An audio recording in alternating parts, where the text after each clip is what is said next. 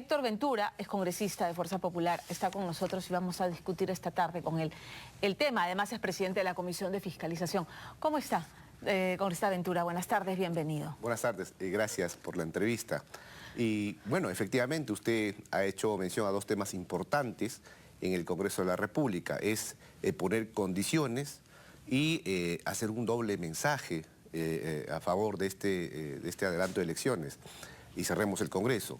Lo que está sucediendo ahora justamente es a consecuencia de la división y odio que ha generado el entonces Pedro Castillo. Y hoy, lamentablemente, estamos siendo inducidos a ese error por algunos congresistas que tienen un doble mensaje.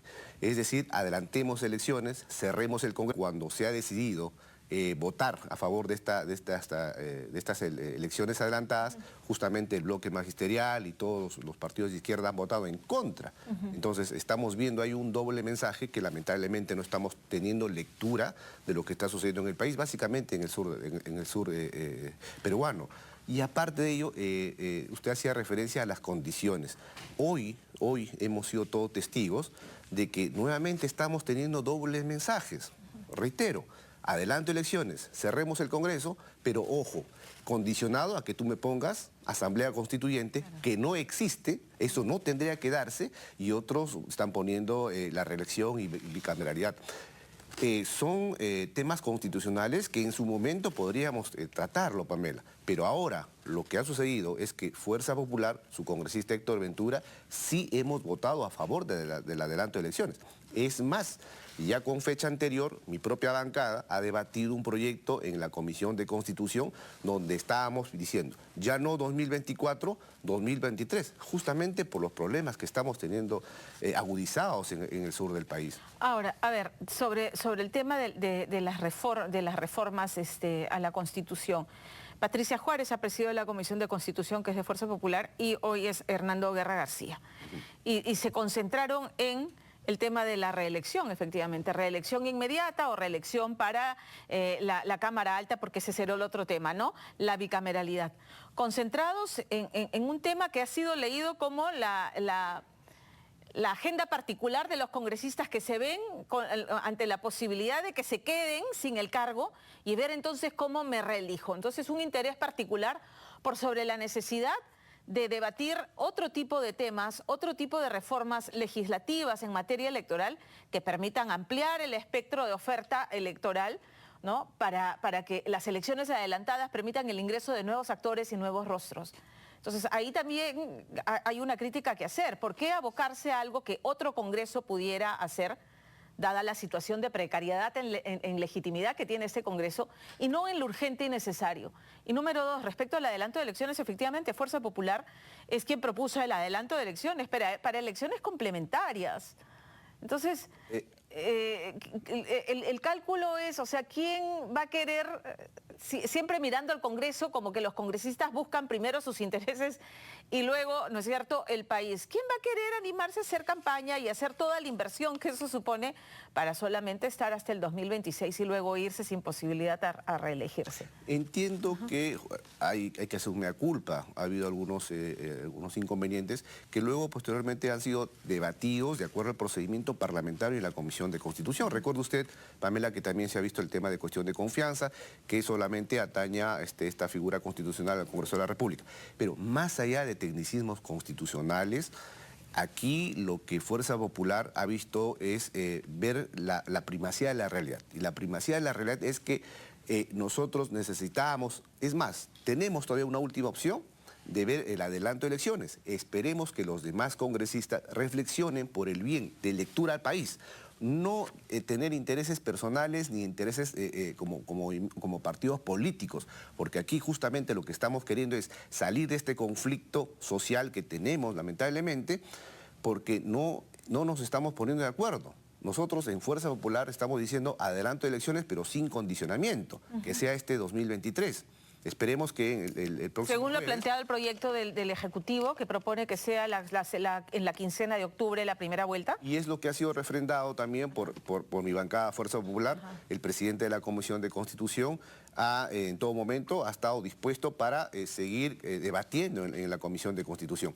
Hay algunos congresistas, básicamente del bloque de la izquierda, que reitero, están asusando a la población, pero cuando se va a votar, vemos que ellos están votando en rojo, es decir, no quieren adelanto de elecciones. Entonces, ¿cuál es ese camino? Porque pareciera que ya luego de 4 intentos de votar por el adelanto de elecciones no se alcanzan los votos necesarios.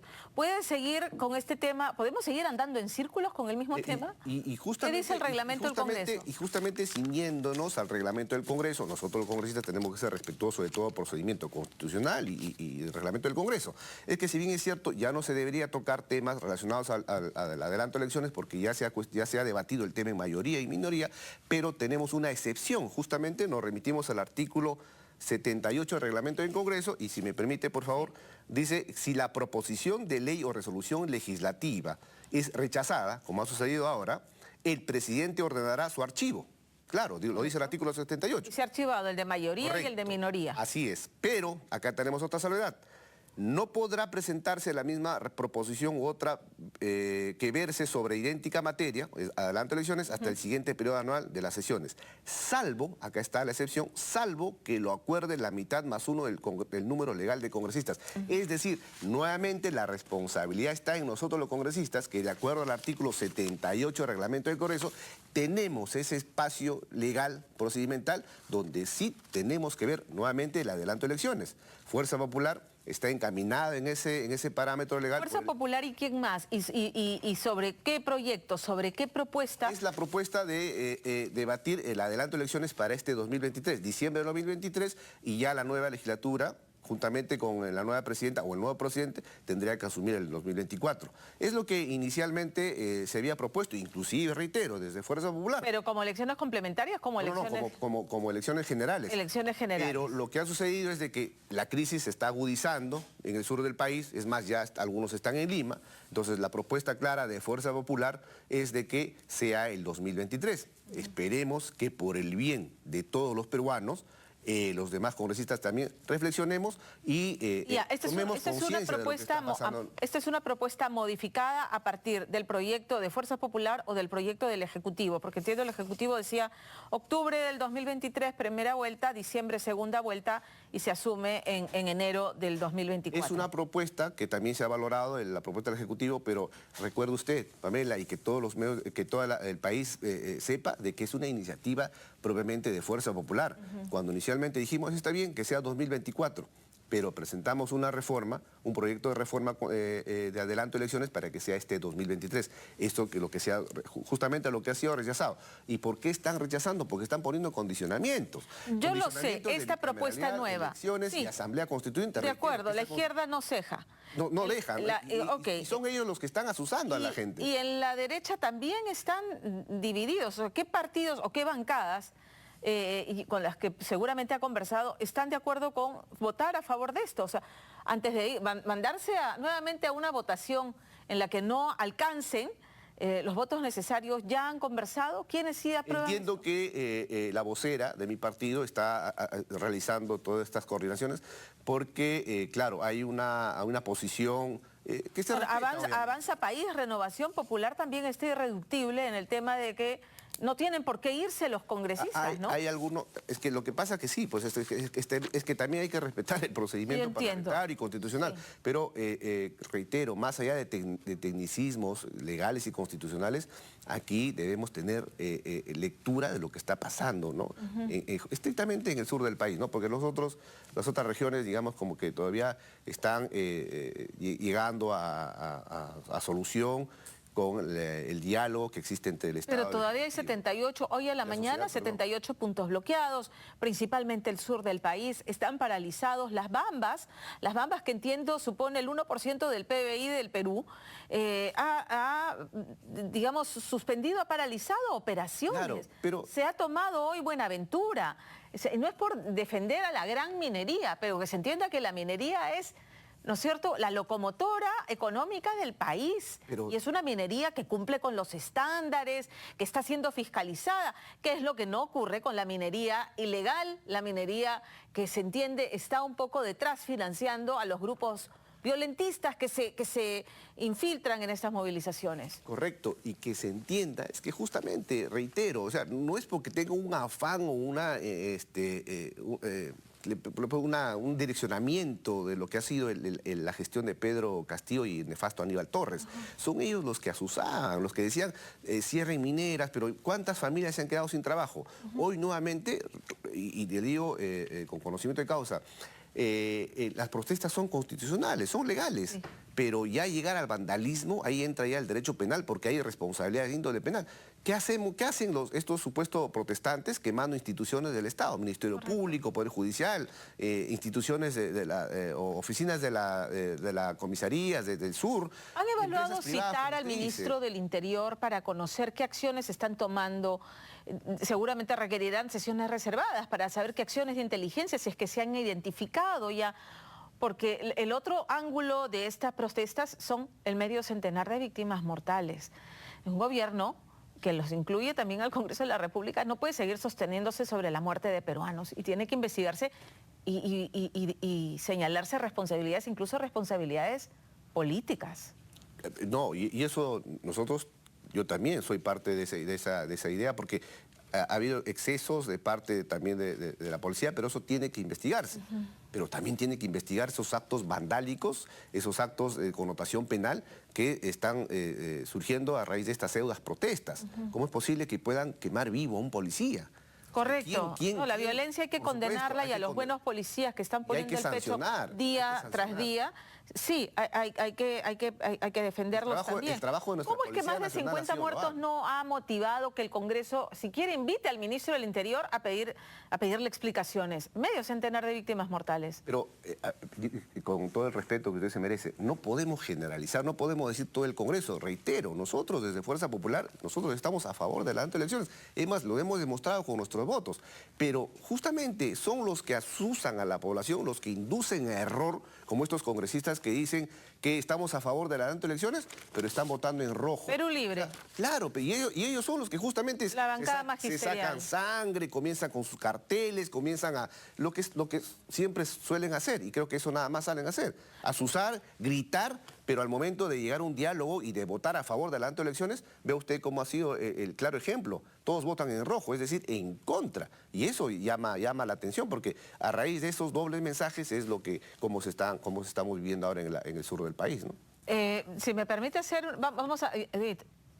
Y seguimos con la conversación. Permítame brevemente una interrupción porque esta es información de último momento que no tiene nada que ver con el ámbito político, pero es drama. Al lado de un gran centro comercial ahí en San Miguel. Vamos a retomar la conversación con Héctor Ventura, congresista de Fuerza Popular, presidente de la Comisión de Fiscalización. Hablábamos del tema del adelanto de elecciones que ha sido rechazado ya en 4 oportunidades en el Congreso. Y lo que ha ocurrido me da pie para comentar a dónde nos está arrinconando esta situación. Una de las características de los llamados estados fallidos es cuando el uso de la fuerza de un modo legal, legítimo, que debiera ser exclusivo de un Estado para proteger a sus ciudadanos, deja de tener el Estado el monopolio y empiezan a surgir otro tipo de organizaciones que también hacen uso de ella, como las organizaciones criminales, ¿no? Organizaciones criminales que se dedican a diferentes actividades ilegales, desde el narcotráfico, la tala ilegal, la minería ilegal. No estoy diciendo que en este caso sea el tema, porque está en desarrollo y está en investigación. Pero lo que estamos viendo es que cada vez más se producen este tipo de hechos vinculados a organizaciones criminales que hacen uso de la fuerza y que instalan el terror en la sociedad. ¿Hacia dónde nos va a llevar esta situación en la que la representación política del Perú no llega a un acuerdo mínimo para darle salidas a esta crisis?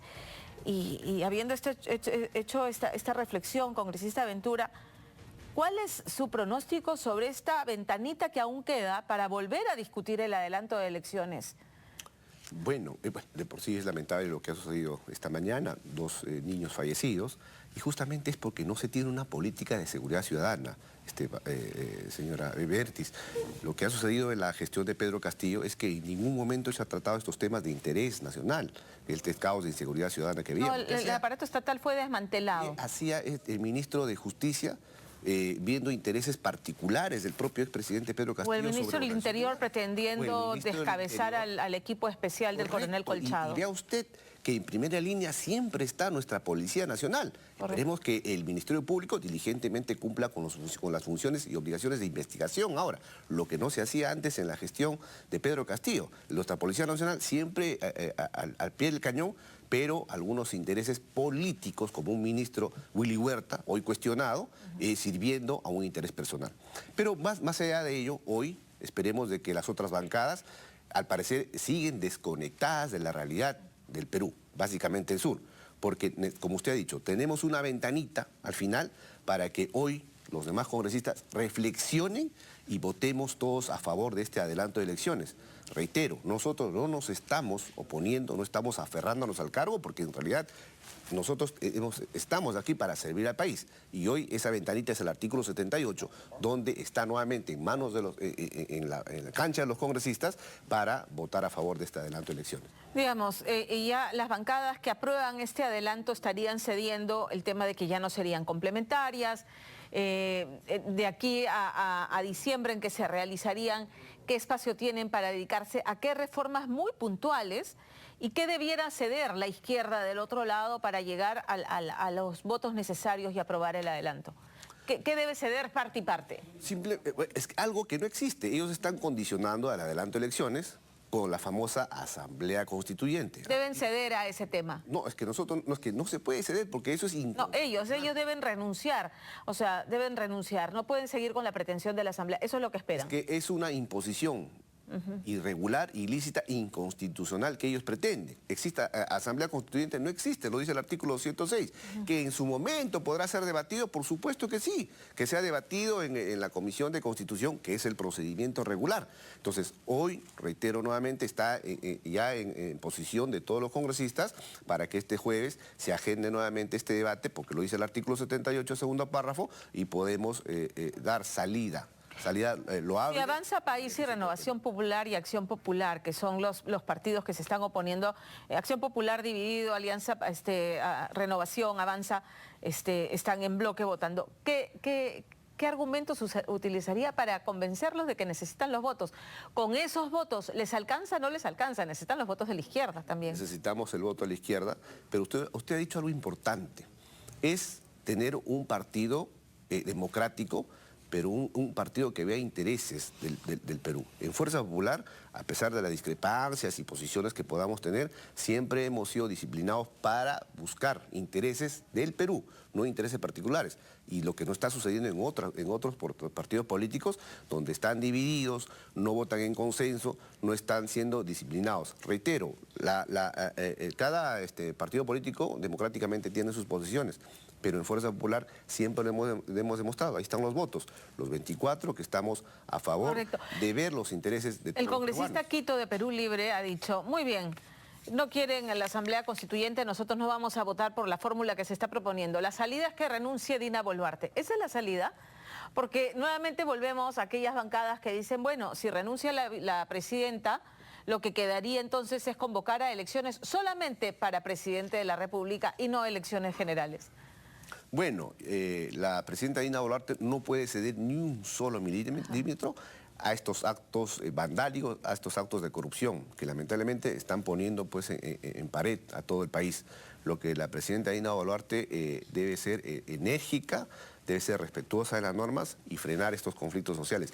Los conflictos sociales lo debe solucionar el Ejecutivo, no tirar la pelota al Congreso, porque nosotros nos encargamos de legislar, de representar, pero estos conflictos... La presidenta no debe renunciar. No debería renunciar porque sería patear el tablero y ceder a estos grupos vandálicos que están generando el caos. Nosotros en el Congreso tenemos la obligación de legislar, por ejemplo, este adelanto de elecciones, y la solución de todos estos conflictos lo tiene el Ejecutivo. Ejecutivo, es la norma, lo dice la Constitución. La mesa directiva debiera ser removida y ir a una nueva mesa directiva, elegir una nueva mesa directiva. Ese es otro de los temas que se reclama en la izquierda. ¿Qué devolvería cierto equilibrio a las cosas que esta mesa directiva salga? Y mire usted, es que es visible, ¿no? Justamente la izquierda, o esta gestión de Pedro Castillo relacionada a la izquierda, han generado todo este caos porque siempre cambiaban de funcionarios, cambiaban de ministros, ponía a ministros uno más cuestionado que el otro. Y hoy nuevamente pretenden distraer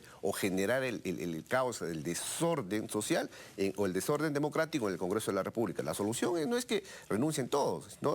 La solución es que respetemos el ordenamiento constitucional, respetemos el ordenamiento del reglamento del Congreso y en base a eso hacer gestiones a favor de toda la ciudadanía. ¿Y qué nos queda si, en virtud de lo que nos ha leído el reglamento, se vuelve a poner en debate el adelanto de elecciones y no alcanzan los votos? Reitero, hoy los congresistas tienen la obligación de reflexionar por el bien del país. Nosotros en el Congreso estamos conectados a lo que está pasando en el sur del país, pero los otros congresistas están desconectados de la realidad. Esperemos que los congresistas ahora vean lo que necesitamos como Perú y se vote a favor del adelanto en este último pleno. De lo contrario, tenemos que acatar de lo que dice el reglamento del Congreso. La única ventana que tenemos ahora es el 78, segundo párrafo, para poder adelantar estas elecciones para el 2023 y no el 2024. Entiendo que están cambiando de tema y que tienen que ver con los temas de la comisión que preside. Espera tomar declaración de Pedro Castillo y de Lilia Paredes pronto. Correcto, y en cuanto a la ex primera dama, Lilia Paredes, en la Comisión de Fiscalización ya hemos solicitado a Cancillería para que se hagan las coordinaciones y se pueda contactar con Lilia Paredes y hacer una declaración de lo que está pendiente. Recordemos que Lilia Paredes se ha ido asilada a México.